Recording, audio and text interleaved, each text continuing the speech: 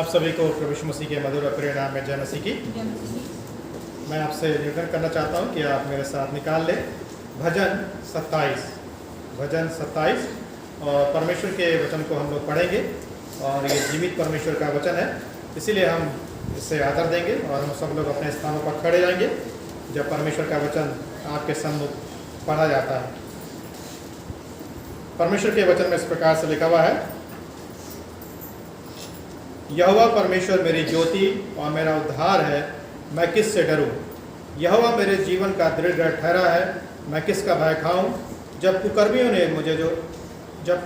ने जो मुझे सताते और मुझी से बैर रखते थे, मुझे खा डालने के लिए मुझ पर चढ़ाई की, तब वे ही ठोकर खाकर गिर पड़े। चाहे सेना भी मेरे विरुद्ध छावनी डाले तो अभी मैं ना डरूंगा। चाहे मेरे विरुद्ध लड़ाई ठंड जाए, उस दशा में भी मैं हियाव बांधे निश्चित रहूंगा।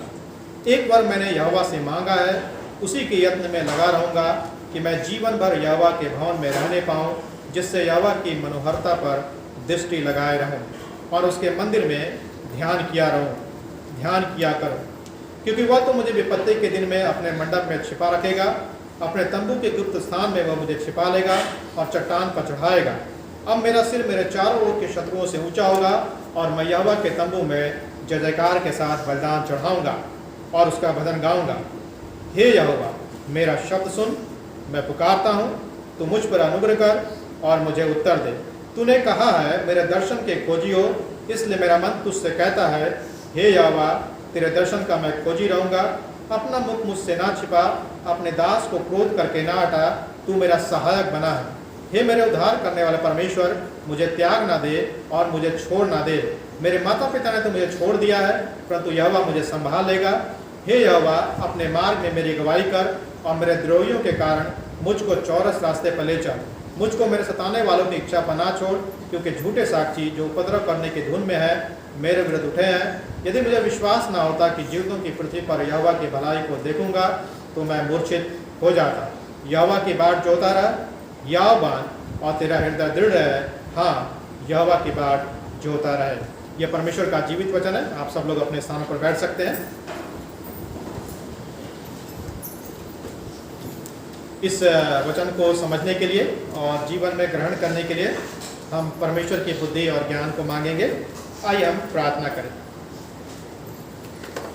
परमेश्वर पिता, हम धन्यवाद देते हैं कि आपका वचन हम सबसे बातचीत करता है, हमारे जीवन में कार्य करता है, और जिस प्रकार से आपने अपने वचन को अपने बड़े नाम से अधिक महत्व दिया है, वैसा ही प्रभु जी हम भी अपने जीवन में करने वाले हो सके और प्रभु जी आपके वचन को अपने हृदय में रख छोड़ने वाले हो सके, ताकि प्रभु जी हम आपकी इच्छाओं को अपने जीवन में पूरी कर सकें। इस वचन को समझने के लिए, ग्रहण करने के लिए, इस वचन का पालन करने के लिए आप आत्मा की अगुवाई दें। प्रार्थना को प्रभु यीशु मसीह के नाम से मांगते हैं, आमीन। जो मुख्य विषय है जिसके ऊपर हम विचार करना चाहते हैं, वह है अपने जीवन में परमेश्वर को खोजना या परमेश्वर को पुकारना। इसी चीज के ऊपर हम ध्यान करेंगे, अपने जीवन में परमेश्वर को खोजना या परमेश्वर को पुकारना। हम सब लोग अपने जीवन में कभी ना कभी परमेश्वर को पुकारते हैं और कभी ना कभी हम परमेश्वर की खोज में अपने जीवन में लगे रहते हैं। एक प्रश्न के साथ मैं शुरुआत करना चाहूँगा। प्रश्न ये है, क्या आप अपने जीवन में कभी किसी ऐसी परिस्थिति में पड़े जहां आप शाब्दिक रूप से अपने जीवन के लिए परमेश्वर से क्या कर रहे थे? प्रार्थना कर रहे हैं। यदि मैं आसान शब्दों में आपको समझाने का प्रयास करूं तो मैं इस प्रकार से इसको बोल सकता हूं, क्या कभी आपके जीवन में ऐसी समस्या आई, ऐसा संकट आया जिसमें आपको ये लगा कि अब आपका प्राण बच नहीं सकता है, अब आपका जीवन समाप्त हो जाएगा, और उस समय आपने परमेश्वर को पुकारा और परमेश्वर ने आपकी प्रार्थना को क्या कर लिया? सुन लिया। यदि मैं अपने जीवन की बात करूं, मेरी वाइफ अपने जीवन की बात करूं, तो हमारे जीवन के साथ एक ऐसी घटना घटी। जब हम लोग 2017 में गोवा गए थे और जब हम गोवा से वापस आ रहे थे बाई प्लेन, तो जब दिल्ली एयरपोर्ट पर जब हमारा प्लेन लैंड करने वाला था, उस समय अचानक से बहुत तेज आंधी आ गई। और जब आंधी आ गई तो हवाई जहाज ऐसे ऐसे हिलने लगा, ऐसे खटखट होने लगा। जितने भी लोग प्लेन में बैठे हुए थे, 190 लोग, सब के सब लोग अपने अपने परमेश्वर को पुकारने लगे, सब के सब लोग चिल्लाने लगे, क्योंकि सबको पता चल गया था कि अब हमारा जीवन क्या होगा, बचेगा नहीं, हम क्या हो जाएंगे, समाप्त हो जाएंगे, हम क्या हो जाएंगे, मर जाएंगे। क्योंकि जब भी प्लेन नीचे लैंड करने की कोशिश करता, हवा का दबाव इतना था कि हवा उसको ऊपर फेंक देता था और वो लिटरली ऐसे ऐसे हिल रहा था, उसके पंखों से आवाज आ रही थी और सब लोग चिल्ला रहे थे, सब लोग रो रहे थे। उस समय हम दोनों ने भी परमेश्वर को याद किया, परमेश्वर को पुकारा, परमेश्वर ने हमारी प्रार्थना को सुना। लगभग आधे घंटे के बाद प्लेन दिल्ली एयरपोर्ट पर क्या हुआ, लैंड हुआ। यहां पर भी इस भजन में दाऊद भी अपने जीवन के लिए क्या कर रहा है, प्रार्थना कर रहा है। हमें नहीं मालूम कि दाऊद के जीवन की परिस्थिति क्या है, लेकिन दाऊद अपने जीवन को बचाने के लिए, दाऊद अपने जीवन की सुरक्षा के लिए, दाऊद अपने जीवन की सलामती के लिए परमेश्वर पिता से क्या कर रहा है, प्रार्थना कर रहा है। चार्ल्स स्पर्जन के अनुसार, जो परमेश्वर के बहुत बड़े भक्त थे, उन्होंने इस बात को इस प्रकार से बोला है कि दाऊद ने संभवतः इस भजन को उस समय लिखा जब दाऊद शाऊल के डर से भाग रहा था, उसके शत्रु उसका पीछा कर रहे थे, वह घर से दूर था, अपने माता पिता से अलग था और झूठे और निंदा करने वाले लोगों से घिरा हुआ था। उस परिस्थिति में दाऊद ने इस भजन को क्या किया, लिखा। हमें नहीं मालूम है स्पष्ट रूप से कि दाऊद ने किस कारण से इस भजन को लिखा। चाहे दाऊद के जीवन की कोई भी परिस्थिति रही होगी, एक बात अवश्य था कि दाऊद अपने जीवन में कठिनाई से गुजर रहा था, दाऊद अपने जीवन में तकलीफों से गुजर रहा था, दाऊद के जीवन में तनाव था, दाऊद मानसिक रूप से बहुत ही परेशान था। ऐसे समय में दाऊद ने क्या सोचा कि वो सिर्फ और सिर्फ परमेश्वर से प्रार्थना करेगा, अपने जीवन के लिए प्रार्थना करेगा, अपने जीवन की सलामती के लिए परमेश्वर पिता से क्या करेगा, प्रार्थना करेगा। एक और प्रश्न है, जब आपके जीवन में संकट आता है, जब आपके जीवन में मुसीबत आती है, आप कहां जाते हैं? क्या उस समय आप संसार की ओर देखते हैं? क्या आप उस समय ऐसा सोचते हैं कि संसार के मनुष्य, संसार की शक्तियां आपके जीवन को शांति प्रदान करेंगी, आपके जीवन को तसल्ली देंगी? कठिन समय आने पर आप किसकी तरफ मुड़ते हैं? कठिन समय आने पर क्या आप परमेश्वर की तरफ मुड़ते हैं या कठिन समय आने पर आप संसार की ओर देखते हैं? क्या ऐसी परिस्थिति में आप प्रार्थना करते हैं?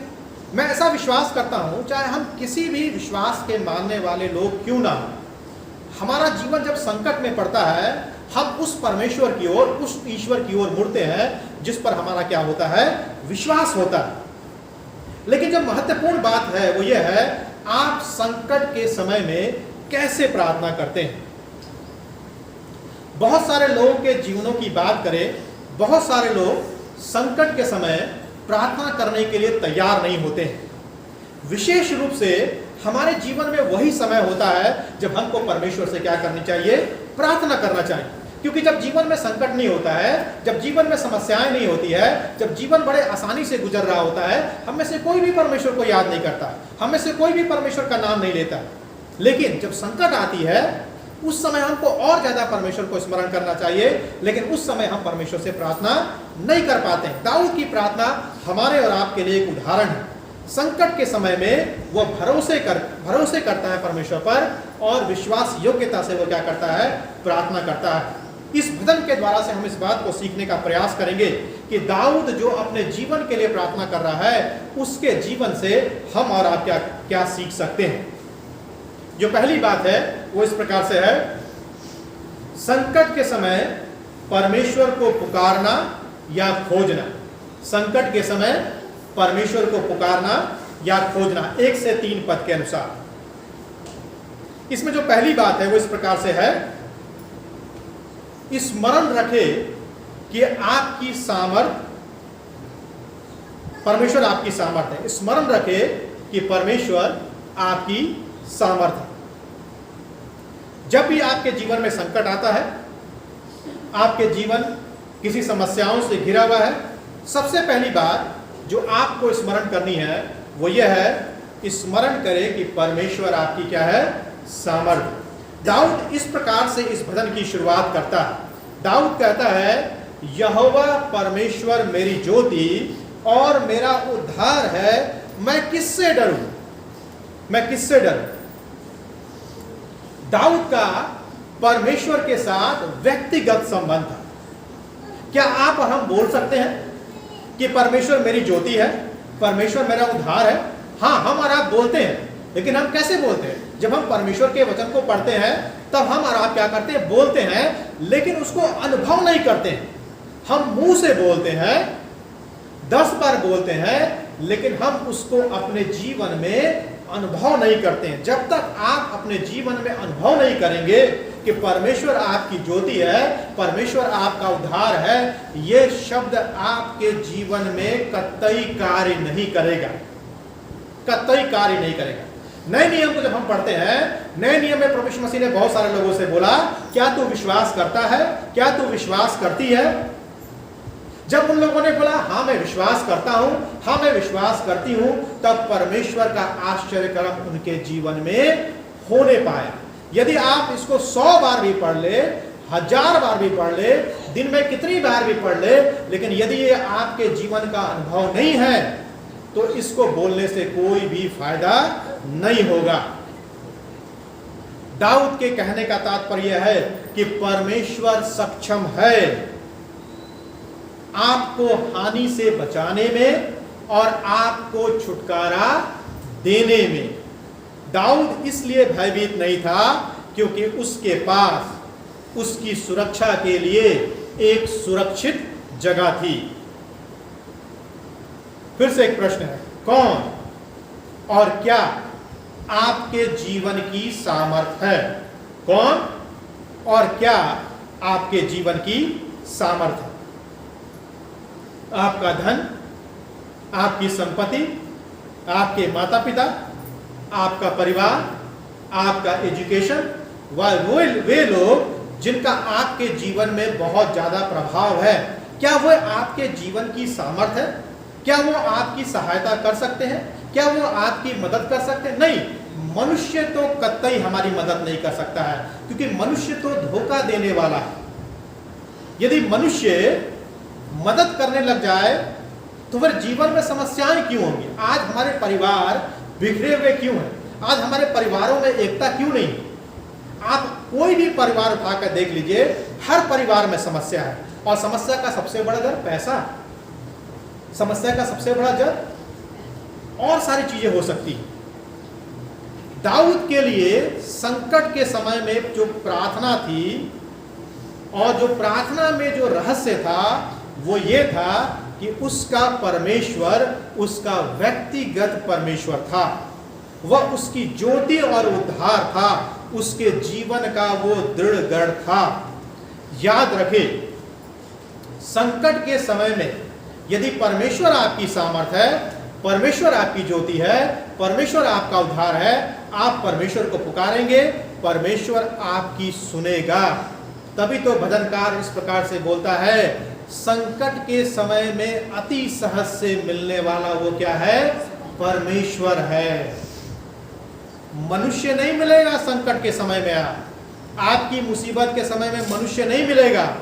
आपकी मुसीबत के समय में मनुष्य आपसे आंखों को फेर लेगा, लेकिन परमेश्वर आपसे कभी भी अपनी आंखों को नहीं फेरेगा। हमेशा संकट के समय में वो आपके लिए क्या रहेगा? उपस्थित रहेगा। जो दूसरी बात है पहले पॉइंट में वो यह है, आपका शत्रु ठोकर खाएगा और गिर जाएगा। आपका शत्रु ठोकर खाएगा और गिर जाएगा, दूसरे पद के अनुसार।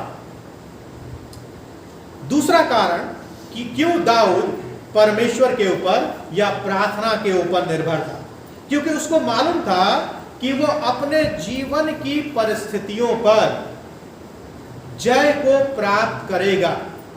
जो हमारे जीवन की परिस्थितियां हैं, हमारी बीमारियां, हमारी तकलीफें, हमारे तनाव या हमारे जीवन में जिस प्रकार की भी समस्याएं हैं, एक प्रकार से वो हमारे शत्रु हैं। उन शत्रुओं पर हम जय को प्राप्त कर सकते हैं जब हम प्रार्थना के ऊपर निर्भर रहेंगे। प्रभु यीशु मसीह जब इस दुनिया में था, प्रभु यीशु मसीह ने सबसे बड़े शत्रु के ऊपर जय को प्राप्त किया। इस संसार का सबसे बड़ा शत्रु क्या था? मृत्यु। पाप, शैतान, अंधकार की शक्तियां, और प्रभु यीशु मसीह ने इन सारी शक्तियों के ऊपर क्या प्राप्त किया? जय को प्राप्त किया। और कैसे प्राप्त किया? वो प्रार्थना में किसके ऊपर निर्भर था? परमेश्वर के ऊपर निर्भर था। स्वयं परमेश्वर का बेटा परमेश्वर के ऊपर निर्भर था। हम भी अपने आप को परमेश्वर के पुत्र पुत्रियां बोलते हैं, लेकिन क्या हम परमेश्वर के ऊपर, क्या हम प्रार्थना के ऊपर निर्भर है या अपनी मानवीय शक्तियों के ऊपर निर्भर है? यदि हम अपने जीवन के शत्रुओं पर जय प्राप्त करना चाहते हैं, यदि हम अपने जीवन की परेशानियों पर जय प्राप्त करना चाहते हैं, हमको प्रार्थना के ऊपर, परमेश्वर के वचन के ऊपर और स्वयं परमेश्वर के ऊपर निर्भर होना पड़ेगा। तभी हम अपने जीवन के शत्रुओं पर जय प्राप्त कर सकते हैं। दुष्ट व्यक्ति या इस संसार की दुष्टता प्रभु यीशु मसीह से प्रेम नहीं करते हैं। प्रभु यीशु मसीह से क्या करते हैं? वो घृणा करते हैं। इसी प्रकार से वे लोग जो परमेश्वर को नहीं मानते हैं, परमेश्वर पर विश्वास नहीं करते हैं, वो हमसे और आपसे भी क्या करते हैं? घृणा करते हैं। प्रभु यीशु मसीह से भी घृणा करते हैं, हमारा और आपका विरोध करते हैं। क्योंकि इसका यह मतलब है, जब हमारा और आपका विरोध होता है तो इसका यह मतलब है कि हम सही कर रहे हैं, हम परमेश्वर के साथ चल रहे हैं। याद रखें, परमेश्वर कभी भी दुष्टों का साथ नहीं देगा। हमको और आपको लगता है कि परमेश्वर हमारी प्रार्थनाओं को नहीं सुन रहा है, हमारा शत्रु विजय प्राप्त कर रहा है, हमारा शत्रु तो आगे बढ़ते जा रहा है, लेकिन ऐसी बात नहीं है। परमेश्वर का अपना समय है, परमेश्वर अपने तरीके से काम करता है। एक दिन आएगा, हमारा और आपका शत्रु अवश्य ठोकर खाएगा। तीसरी बात, पहले पॉइंट में, इस बात को जाने कि आप जिस समस्या का सामना करते हैं अपने जीवन में, परमेश्वर उससे कहीं बड़ा है। आप जिस समस्या का अपने जीवन में सामना करते हैं, परमेश्वर उससे कहीं बड़ा है। दाऊद इस बात को जानता था। तीसरे पद में क्या लिखा हुआ है? चाहे सेना भी मेरे विरुद्ध छावनी डाले तो भी मैं ना डरूंगा, चाहे मेरे विरुद्ध लड़ाई ठन जाए उस दशा में भी मैं हियाव बांधे निश्चिंत रहूंगा। कुछ लोगों का ऐसा मानना है, विशेष करके विश्वासी लोगों का, कि वे अपने जीवन में जो छोटी समस्याएं आती हैं, उन छोटी समस्याओं का वो अपने जीवन में सामना कर सकते हैं। लेकिन कई दफा हमारे जीवन में बड़ी बड़ी समस्याएं भी आती हैं, और कई दफा जब हमारी समस्याएं हमसे ज्यादा बड़ी हो जाती हैं, तब उस समय हम उन समस्याओं का अपने जीवन में हल नहीं कर पाते। दाऊद क्या कहता है? दाऊद इस बात को बोलता है कि यदि परमेश्वर हमारा दृढ़ गढ़ है, तो इससे कोई मतलब नहीं होना चाहिए कि हमारी समस्याएं कितनी बड़ी है, क्योंकि परमेश्वर हमारी किसी भी समस्या से कहीं ज्यादा बड़ा है और कहीं ज्यादा महान है। पहला सामुएल 17 अध्याय में आपको वो कहानी याद होगी।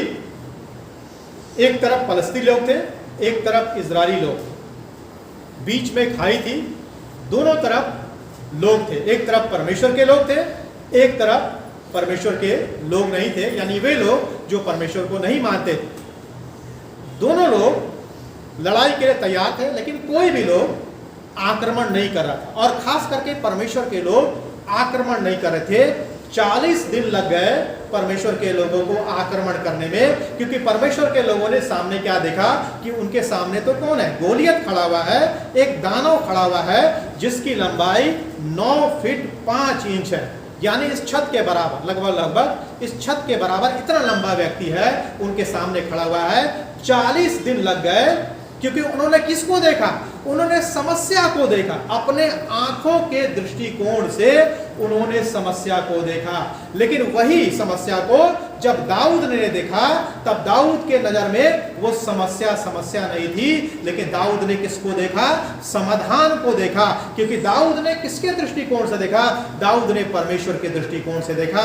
इसीलिए दाऊद उस समस्या के ऊपर, जिसके ऊपर इजरायली लोग 40 दिन तक विजय को प्राप्त नहीं कर पाए थे, दाऊद ने एकदम से उसके ऊपर विजय को प्राप्त कर लिया। मिनट नहीं लगा, एक पत्थर से दाऊद ने उसके ऊपर क्या कर लिया? विजय को प्राप्त कर लिया। याद रखें, आप अपने जीवन की समस्याओं का समाधान नहीं कर पाएंगे यदि आप इस बात को सोच लेंगे कि आपकी समस्याएं तो बड़ी हैं। हमारे जीवन की ऐसी कोई भी समस्या नहीं है जो बहुत बड़ी हो। हमारे और आपके जीवन की सबसे बड़ी समस्या क्या थी? हम क्या सोचते हैं? हमारे और आपके जीवन की सबसे बड़ी समस्या धन है। नहीं, हमारे और आपके जीवन की सबसे बड़ी समस्या धन नहीं है। हम और आप क्या सोचते हैं? हमारे जीवन की सबसे बड़ी समस्या है संतान ना हो।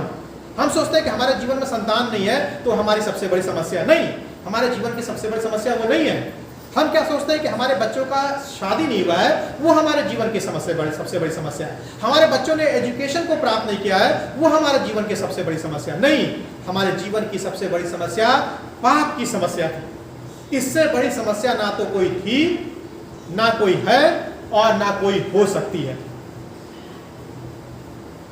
लेकिन हम और आप उलझे रहते हैं बीमारियों में, धन में, परिवार में, समाज में, तनाव में। हम क्या सोचते हैं? ये सब हमारे जीवन की सबसे बड़ी समस्या। नहीं, हमारे जीवन की सबसे बड़ी समस्या का समाधान तो प्रभु यीशु मसीह ने कलवरी के क्रूस पर कर दिया है। विजय को प्राप्त कर लिया है प्रभु यीशु मसीह ने। पाप को हरा दिया, शैतान को हरा दिया, मृत्यु को पराजित कर दिया, अंधकार की शक्तियों को पराजित कर दिया। तो क्या प्रभु यीशु मसीह हमारे जीवन की बाकी समस्याओं का समाधान नहीं कर सकता है? क्यों नहीं कर सकता है? लेकिन फिर भी हम क्या सोचते हैं कि हमारे जीवन की समस्या सबसे बड़ी समस्या है। जिस दिन आपने ये सोच लिया कि आपके जीवन की समस्या सबसे बड़ी समस्या है, उस दिन आप अपनी समस्याओं पर विजय प्राप्त नहीं कर पाएंगे। आज हम और आप अपने जीवन में इतनी सारी समस्याओं का सामना क्यों कर रहे हैं? क्योंकि हमने अपने जीवन में सोच लिया है, हमने अपने आंखों में बसा लिया है कि हमारे जीवन की समस्याओं का समाधान नहीं हो सकता है। पतरस जब डूब रहा था तो क्या वो डूब गया? उसने किसकी तरफ देखा? उसने प्रभु यीशु मसीह की तरफ देखा। क्या प्रभु यीशु मसीह ने उसको नहीं बचाया? प्रभु यीशु मसीह ने उसको बचाया। जब चेले नाव पर थे, जब नाव आंधी और पानी से भर रहा था, तब चेले इस बात को भूल गए कि उनके जीवन में प्रभु यीशु मसीह है, उनके नाव में प्रभु यीशु मसीह है। स्वयं साक्षात रूप से प्रभु यीशु मसीह उनके साथ था, तब भी चेले डर गए, तब भी चेले घबरा गए। वैसा ही हमारे और आपके जीवन में भी तो प्रभु यीशु मसीह है। यदि हम अपने आप को विश्वासी बोलते हैं, हमने पापों की क्षमा को प्राप्त किया है, तो इसका मतलब है कि प्रभु यीशु मसीह हमारे और आपके जीवन में है। और यदि प्रभु यीशु मसीह हमारे और आपके जीवन में है और उसके बाद भी हम सोच रहे हैं कि हमारे जीवन की ये सबसे बड़ी समस्या है, इसका समाधान नहीं हो पाएगा, तो इसका मतलब है कि आपके जीवन में प्रभु यीशु मसीह नहीं है, आपके जीवन में समस्या है। क्योंकि आपने अपने जीवन में समस्या को स्थान दे दिया है, प्रभु यीशु मसीह को आपने निकाल बाहर किया है। मनुष्य की समस्या इतनी बड़ी समस्या नहीं है जिसको परमेश्वर हल ना कर सके। दूसरी महत्वपूर्ण बात 4 से 6 पद के अनुसार, प्रतिदिन जीवन में सामर्थ पाने के लिए परमेश्वर को खोजना। जीवन में प्रतिदिन सामर्थ पाने के लिए परमेश्वर को खोजना। संसार जीवन में सामर्थ को प्राप्त करना चाहता है, संसार जीवन में पावर को प्राप्त करना चाहता है। आप जब इस संसार के लोगों से मिलेंगे, लोगों को क्या चाहिए? लोगों को पावर चाहिए, ठीक है, लोगों को ताकत चाहिए, सामर्थ चाहिए। और ये कैसे मिलता है? पैसे से मिलता है, एजुकेशन से मिलता है, और कैसे मिलता है? अन्य मानवीय तरीकों से मिलता है, ठीक है। गलत तरीकों से हम सामर्थ को क्या करने का प्राप्त करने का प्रयास करते हैं। लेकिन दाऊद के जीवन में जब सारी समस्याएं आई, तब दाऊद अपने जीवन में आत्मविश्वास को भी प्राप्त करने पाया और अपने जीवन में सामर्थ को भी प्राप्त करने पाया। कैसे? 1 से 3 पद को देखें तो हम पाते हैं कि दाऊद संकट के समय में अपने जीवन के लिए क्या कर रहा था? परमेश्वर से प्रार्थना कर रहा था। यदि हम 4 से 10 पद को देखें, दाऊद भिन्न तरीके से अपने जीवन के लिए परमेश्वर से प्रार्थना कर रहा है। अपने जीवन में प्रतिदिन परमेश्वर से प्रार्थना करें ताकि आप परमेश्वर की सामर्थ्य को प्राप्त कर सके। एक बार प्रभु यीशु मसीह ने अपने चेलों को भेजा। चेले गए, बड़े जोश से गए। चेलों ने दुष्ट आत्मा को निकालने का प्रयास किया। वचन में क्या लिखा हुआ है? दुष्ट आत्माओं ने किसको दौड़ा लिया? चेलों को क्या लिया? दौड़ा लिया। चेले सब कुछ भाग गए। 9 2 11 हो गए चेले। हम चेलों से कम नहीं, हम तो चेलों से और गए गुजरे। तो ठीक है, ऐसा नहीं सोचना कि चेले लोग बड़े डरपोक थे। हम तो चेलों से भी गए गुजरे। हम चेलों से भी तो बहुत ही गए गुजरे। ठीक है, चेले क्या हो गए? डर के भाग गए। जब प्रभु यीशु मसीह के पास आए तो प्रभु यीशु मसीह ने क्या बोला? ये जाति बिना उपवास और प्रार्थना के नहीं निकल सकती। हम क्या सोचते हैं कि हम प्रार्थना भी ना करें, परमेश्वर के वचन का अध्ययन भी ना करें, परमेश्वर से संगति भी ना करें और जीवन में सामर्थ्य को प्राप्त कर ले। ऐसा नहीं हो सकता। खाने के द्वारा से सामर्थ्य को प्राप्त कर सकते हैं। बादाम खाइए, दूध पीजिए, केला खाइए, बॉडी बनेगा। ठीक है, शारीरिक रूप से सामर्थ्य को प्राप्त करेंगे। आत्मिक सामर्थ्य चाहिए तो आत्मिक भोजन खाना पड़ेगा। उसके लिए क्या करना पड़ेगा? सुबह उठ के प्रार्थना करना पड़ेगा। सुबह उठ के परमेश्वर के वचन का अध्ययन करना पड़ेगा। परमेश्वर के साथ समय को व्यतीत करना पड़ेगा। तब जाकर के आपको आपके जीवन में आत्मिक सामर्थ्य मिलेगी। तब आप आत्मिक रूप से अपने जीवन की परिस्थितियों पर और उन परिस्थितियों पर भी जो आपके जीवन में आती है, आप मानसिक रूप से क्या करने पाएंगे? आत्मिक रूप से, भावनात्मक रूप से जय प्राप्त करने पाएंगे। इसमें हम जो पहली बात देखेंगे दूसरे पॉइंट में वो ये इस प्रकार से है, परमेश्वर के पास बिना किसी इच्छा से आए, कुछ पाने के लिए उसके पास ना आए। परमेश्वर के पास बिना किसी इच्छा से आए, कुछ पाने के लिए उसके पास ना आए। ऐसा तो हो ही नहीं सकता भैया। हम तो परमेश्वर के पास पाने के लिए आते हैं। कुछ समय पहले हमारी वाइफ भी प्रार्थना कर रहे थे, प्रभु हमको कार दे दे। ठीक है, खूब प्रार्थना करते हैं, लेकिन अभी तक परमेश्वर ने दिया नहीं। क्यों? हो सकता है कि हम गलत इच्छा से परमेश्वर से मांग रहे थे। रोज परमेश्वर से प्रार्थना करते हैं, परमेश्वर कार दे दे, कार दे दे। अरे भैया, परमेश्वर कार दे देगा तो पेट्रोल कहाँ से भराएंगे? इंश्योरेंस कहाँ से करेंगे? बहुत सारी चीजें हैं। बहुत सारी चीज़ों को सोचता नहीं, लेकिन हम क्या बोल रहे हैं? परमेश्वर कार दे दे। कार मिल गया तो परमेश्वर बाइक दे दे। बाइक मिल गया तो परमेश्वर हवाई जहाज दे दे। कुछ ना कुछ तो परमेश्वर से मांगते ही रहते हैं। परमेश्वर भी सोचता हुआ कितना मांगते हैं भैया ये लोग, हर दिन मांगते रहते हैं। आप देखिए, अपने जीवन को देखिए। मैं भी उसी में शामिल हूँ। जब हम प्रार्थना करते हैं सुबह, तो क्या प्रार्थना करते हैं? बीमार है घर में तो परमेश्वर ठीक कर दे। धन की समस्या है तो परमेश्वर धन दे दे। मम्मी बीमार है तो परमेश्वर मम्मी को चंगा कर दे। मम्मी यात्रा कर रही है तो परमेश्वर मम्मी की सहायता कर। ठीक है, बच्चे पास नहीं हो गए तो बच्चों को पास कर दे। मैं ये नहीं बोल रहा हूँ कि ये सब चीज़ें बुरी हैं। ठीक है, बाइबल भी इसके विरुद्ध में नहीं है, लेकिन आपको समझाने का प्रयास कर रहा हूँ कि हम जब भी परमेश्वर के पास आते हैं तो इस इच्छा से आते हैं कि कुछ ना कुछ हमको परमेश्वर से मिल जाए। इसका क्या मतलब है? क्या इसका यह मतलब है कि हम परमेश्वर के पास कुछ इच्छा ही लेके नहीं आए? परमेश्वर ने अपने वचन में क्या बोला?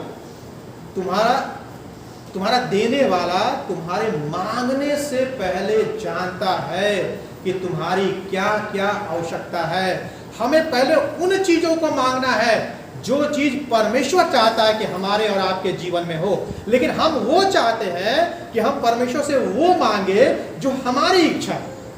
परमेश्वर की इच्छा तो भाड़ में गई। परमेश्वर की इच्छा तो साइड में रखो, पहले अपनी इच्छा पूरी हो जाए, फिर बाद में परमेश्वर की इच्छा पूरी करेंगे। तभी तो प्रभु यीशु मसीह ने सिखाया, जैसे तेरी इच्छा स्वर्ग में पूरी होती है, वैसे ही पृथ्वी पर भी तेरी इच्छा क्या हो? पूरी हो। यदि आपको परमेश्वर से एक चीज मांगना हो तो क्या मांगेंगे? जिसके पास लड़का नहीं है वो लड़की मांगेगा। अब जो लड़की शादीशुदा नहीं है उसको अच्छा लड़का चाहिए। जो लड़का है जिसका विवाह नहीं हुआ उसको अच्छी लड़की चाहिए। ठीक है, जिसके पास नौकरी नहीं है उसको अच्छा नौकरी चाहिए। जिसके पास संतान नहीं है उसको संतान चाहिए। जिसके पास गाड़ी नहीं है उसको गाड़ी चाहिए। जिसके पास घर नहीं है उसको घर चाहिए। यही तो मांगेंगे ना। तो दाऊद को भी क्या यही चाहिए था? 4 पद को देखिए, 4 पद में क्या लिखा हुआ है? लिखा हुआ है दाऊद क्या मांग रहा है? एक वर मैंने यहोवा से मांगा है, उसी के यत्न में लगा रहूं कि मैं जीवन भर यहोवा के भवन में रहने पाऊं, जिससे यहोवा की मनोहरता पर दृष्टि लगाए रहूं और उसके मंदिर में रात दिन ध्यान किया रहूं। जब परमेश्वर सुलेमान के पास गया तब सुलेमान ने परमेश्वर से क्या मांगा? बुद्धि को मांगा। मान लीजिए परमेश्वर आपके पास रात में आ जाए और आपको दर्शन दे दे, आप तो खुश हो जाएंगे और तो पता नहीं कितनी लंबी लिस्ट परमेश्वर को दे दे। हो सकता है कि आप 5 बातों के लिए प्रार्थना कर रहे हो, परमेश्वर को आप 5 में 0 बढ़ा देंगे तो कितना हो जाएगा? 50 हो जाएगा। 50 भले परमेश्वर अच्छा हुआ कि आप आ गए, मैं आपसे मांगने ही वाला था, ये है मेरी लिस्ट, इसको आप अवश्य क्या कर देना? पूरा कर देना। इससे पहले कि शाम हो मेरी इस प्रार्थना को क्या कर लेना? सुन लेना। दाऊद ने जब परमेश्वर से मांगा तो लिखा हुआ वचन में कि दाऊद से परमेश्वर ज्यादा प्रसन्न हुआ। सुलेमान से कहीं ज्यादा दाऊद से परमेश्वर प्रसन्न हुआ। क्यों? क्योंकि दाऊद ने क्या मांगा? दाऊद ने इस बात को मांगा कि वो परमेश्वर की उपस्थिति में रहे। क्या परमेश्वर की उपस्थिति से रहना कोई, परमेश्वर की उपस्थिति हमारे जीवन में हो या हम परमेश्वर की उपस्थिति में रहें, क्या इससे बड़ी कोई बात हो सकती है? इससे बड़ी बात तो कोई हो ही नहीं सकती है। और दाऊद ने क्या मांगा? एक बार मैंने यहोवा से मांगा है कि उसी के यत्न में लगा रहूं। हम क्या बोल रहे हैं? एक बार मैंने यहोवा से मांगा हूं कि ये तो गाड़ी मुझे मिल ही जाए, ये लड़की तो मुझे मिल ही जाए, ये लड़का तो मुझे मिल ही जाए। परमेश्वर और कुछ नहीं चाहिए, इसको दे दे, बस मेरा जीवन धन्य हो जाएगा। मैं तेरे को बहुत रोज प्रार्थना करूंगा, रोज बाइबल पढ़ूंगा, इसमें भी झूठ बोल रहे हैं। रोज बाइबल पढ़ूंगा, रोज झूठ बोलूंगा, इसमें भी झूठ बोल रहे हैं। पढ़ते ही नहीं है, क्या झूठ? लेकिन परमेश्वर से बोल दे रहे हैं। परमेश्वर को खुश करने के लिए क्या करते हैं? बोल देते हैं। परमेश्वर की उपस्थिति में हम कैसे रह सकते हैं? वचन के द्वारा, प्रार्थना करने के द्वारा। तीसरी बात इसी में, दूसरी बात माफ कीजिएगा, 7 से 10 पद के अनुसार हमेशा तैयार रहें परमेश्वर के दर्शन के खोजी होने के लिए। 1 से 6 पद में दाऊद प्रार्थना के बारे में बात कर रहा है। अब 7 पद में वो प्रार्थना करना शुरू करता है। पहले प्रार्थना के बारे में बातचीत कर रहा है, लेकिन 7 पद में वो प्रार्थना करना क्या करता है? शुरू करता है। वो चाहता है कि उसकी प्रार्थना सुनी जाए, दया के आधार पर परमेश्वर उसकी प्रार्थना का उत्तर दे। जब आप सच्चे तौर से परमेश्वर को जानेंगे, आपके प्रार्थना का जीवन क्या हो जाएगा? परिवर्तित हो जाएगा। जितना ज्यादा आप उससे प्रेम करेंगे, जितना ज्यादा आप उसको जानेंगे, उतना ज्यादा आप परमेश्वर से क्या करेंगे? प्रेम करेंगे। प्रार्थना का मतलब क्या है? प्रार्थना का मतलब है परमेश्वर के ऊपर निर्भर रहना। दाऊद संकट के समय में सिर्फ छुटकारे के लिए प्रार्थना नहीं कर रहा है, लेकिन दाऊद अपने जीवन में प्रतिदिन की सामर्थ पाने के लिए वो परमेश्वर से क्या कर रहा है? प्रार्थना कर रहा है। तीसरी और अंतिम बात, जीवन भर के लिए प्रार्थना में दृढ़ बने रहे। जीवन भर के लिए प्रार्थना में दृढ़ बने रहे। हम कब कब प्रार्थना में दृढ़ बने रहते हैं? दूसरे शुक्रवार के दिन, हर शुक्रवार के दिन, ठीक है, और सुबह 8 बजे की प्रार्थना में, 8:30 बजे की प्रार्थना में, 1:15 बजे की प्रार्थना में दृढ़ बने रहते हैं। उसके बाद सब समाप्त हो जाता है। इसमें पहली बात है, परमेश्वर के मार्ग में जाने के लिए अपने को समर्पित करें। परमेश्वर के मार्ग में जाने के लिए अपने को समर्पित करें। दाऊद इस बात के लिए समर्पित था कि जब तक वो जिंदा रहेगा, वो दृढ़ होकर प्रार्थना करता रहेगा। आप जीवन भर कैसे प्रार्थना में दृढ़ बने रह सकते हैं? सबसे पहली बात, आपको परमेश्वर के मार्ग में चलने के लिए अपने आप को क्या करना है? समर्पित करना है। 11 और 12 पद को देखें। जब आप अपने जीवन की अज्ञानता का अंगीकार करेंगे, जब आप इस बात को स्वीकार करेंगे कि आप अज्ञानी हैं, आप कुछ नहीं जानते हैं, परमेश्वर आपको सिखाए, जब आप नम्र होकर यह कहेंगे कि प्रभु मुझको सही मार्ग नहीं, मैं सही मार्ग नहीं जानता हूं, मुझको सही मार्ग दिखा, मुझको सही मार्ग पर चला, तब परमेश्वर आपकी सहायता करेगा। प्रार्थना में दृढ़ परमेश्वर की आत्मा से, उसके वचन के अध्ययन से और उसके भक्तों के साथ संगति करने से ही आप प्रार्थना में दृढ़ बने रह सकते हैं। 13 और 14 पद के अनुसार परमेश्वर की भलाई को देखने के लिए इंतजार करें। परमेश्वर की भलाई को देखने के लिए इंतजार करें। फिर से उदाहरण दे रहा हूं, माफ कीजिएगा, जवान भाई बहन लोग आज बहुत ज़्यादा गुस्सा हो जाएंगे। जवान भाई बहन लोगों को इच्छा होती है जीवन में जीवन साथी ढूंढने के लिए, ठीक है। अब परमेश्वर का वचन क्या सिखा रहा है? परमेश्वर की भलाई देखने के लिए इंतजार करें। लेकिन इंतजार करना तो हमने सीखा ही नहीं है, ठीक है। इंतजार कैसे होगा भैया? याकूब के जीवन, यदि आपको जीवन साथी चाहिए तो जीवन साथी ढूंढने के लिए, जीवन साथी के लिए आपको याकूब की कहानी पढ़ना चाहिए। याकूब ने कितने साल इंतजार किया? 14 साल इंतजार किया, 14 साल। आप बोलेंगे 14 साल में तो मैं बूढ़ा हो जाऊंगा। अब हरे राम भाई की उम्र 30 साल है। यदि हरे राम भाई को बोले बस सर जी आप क्या बोल रहे हैं, 14 साल में तो मैं बूढ़ा हो जाऊंगा, ठीक है। यदि मैं और किसी को बोलूं तो क्या है? कहने का क्या मतलब है? हम परमेश्वर की भलाई को अपने जीवन में देखना नहीं चाहते। हम चाहते हैं कि हम जिसको पसंद करें वो हमारे जीवन में आ जाए। हम उसको नहीं चाहते हैं जो परमेश्वर हमको देना चाहता है, हम उसको चाहते हैं जिसको हम पसंद करते हैं। और जब पसंद कर लेते हैं, जब विवाह हो जाता है, तब परमेश्वर की भलाई तो नहीं होती है, आपकी भलाई जरूर शुरू हो जाती है। आप समझ रहे हैं मैं क्या बोलना चाहता हूं? जब आप परमेश्वर की भलाई को अपने जीवन में नहीं देखेंगे तो फिर किसकी भलाई को देखेंगे आप अपने जीवन में? किसी और की भलाई को देखेंगे। यदि आप प्रार्थना में जीवन भर दृढ़ बने रहना चाहते हैं, तब आपको परमेश्वर की भलाइयों को देखने के लिए इंतजार करना सीखना होगा। अब्राहम ने, इसहाक ने, याकूब ने, मूसा ने, यहोशू ने, भविष्यवक्ताओं ने परमेश्वर के उद्धार के कार्यों को देखने के लिए इंतजार किया, लेकिन देख नहीं पाए। कितने साल लग गए? 2000 साल लग गए। उसके बाद प्रभु यीशु मसीह इस दुनिया में आया। और हम और आप क्या सोचते हैं कि हमने आज प्रार्थना करी है, कल हम परमेश्वर की भलाइयों को अपने जीवन में क्या करेंगे? देखने पाएंगे। कुछ भलाइयां ऐसी हैं जो परमेश्वर तुरंत हमको दिखा देता है, लेकिन कुछ भलाइयों को देखने के लिए परमेश्वर हमको क्या बोलता है? हमको अपने जीवन में क्या करना है? इंतजार करना है। दाऊद यहाँ स्वयं को उत्साहित कर रहा था, दाऊद दूसरों को उत्साहित कर रहा था कि जब भी वे संकट से होकर गुजरते हैं वे परमेश्वर का इंतजार करें, हियाव बांधे, दृढ़ रहे, क्योंकि वही हमारे जीवन का क्या है? सामर्थ्य है। अंत में हम इस खंड से क्या सीखते हैं? अपने जीवन के लिए प्रार्थना करने का क्या मतलब? संकट के समय परमेश्वर को पुकारने का क्या मतलब है? संकट के समय में प्रार्थना करने का क्या मतलब है? इसका मतलब है जीवन भर प्रार्थना में दृढ़ बने रहना। क्या आप अपने जीवन के लिए प्रार्थना कर रहे हैं?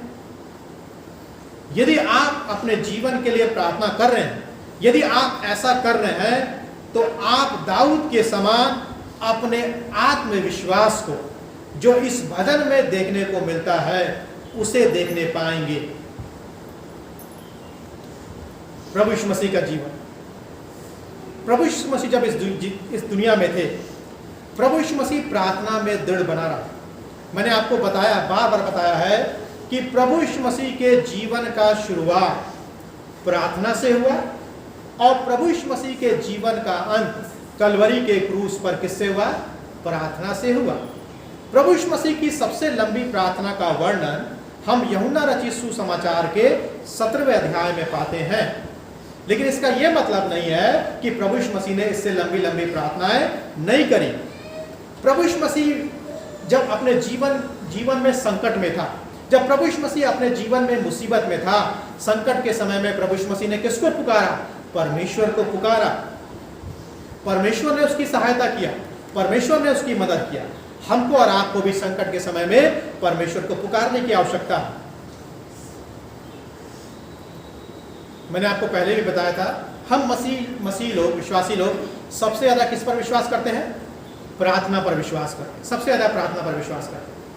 लेकिन हम सबसे कम क्या करते हैं? प्रार्थना करते हैं। सबसे ज्यादा हम प्रार्थना पर विश्वास करते हैं, लेकिन हम सबसे कम क्या करते हैं? प्रार्थना करते हैं।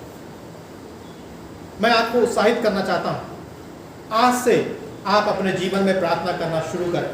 संकट के समय में परमेश्वर को देखें, प्रतिदिन सामर्थ्य पाने के लिए परमेश्वर की उपस्थिति में आए, जीवन भर दृढ़ बने रहने के लिए अपने आप को परमेश्वर को क्या करें? समर्पित करें, हियाव बांधे, दृढ़ रहे। तब आप परमेश्वर की भलाई को अपने जीवन में क्या करने पाएंगे? देखने पाएंगे। आइए हम लोग प्रार्थना करें। परमेश्वर पिता, हम धन्यवाद देते हैं कि आपने हमारी मदद किया, सहायता की। होने दीजिए परमेश्वर पिता कि हम अपने जीवन के हर एक परिस्थिति में हम आपकी ओर देख सकें, क्योंकि आपके वचन में लिखा हुआ है, मैं अपनी आंखें पर्वत की ओर लगाऊंगा, मुझे सहायता कहाँ से मिलेगी? मुझे सहायता यहोवा की ओर से मिलती है, जो आकाश और पृथ्वी का करता है। जीवन में चाहे कितनी भी भयानक परिस्थिति क्यों ना, कितनी भी कठिन परिस्थिति क्यों ना, मौत की भी परिस्थिति का सामना हमें क्यों ना करना पड़े, लेकिन हम सिर्फ और सिर्फ प्रभु जी आपकी ओर देखेंगे और आपसे सामर्थ्य पाएंगे, आपसे बल को प्राप्त करेंगे, क्योंकि आपके वचन में लिखा हुआ कि यहोवा थके हुए को बल देता है, सामर्थ्य देता है। आप हमें बल दीजिए, सामर्थ्य दीजिए कि हम आपके पीछे चल सके और आपकी इच्छा को अपने जीवन में पूरी कर सके। प्रार्थना को प्रभु यीशु मसीह के नाम से मांगते हैं, आमीन।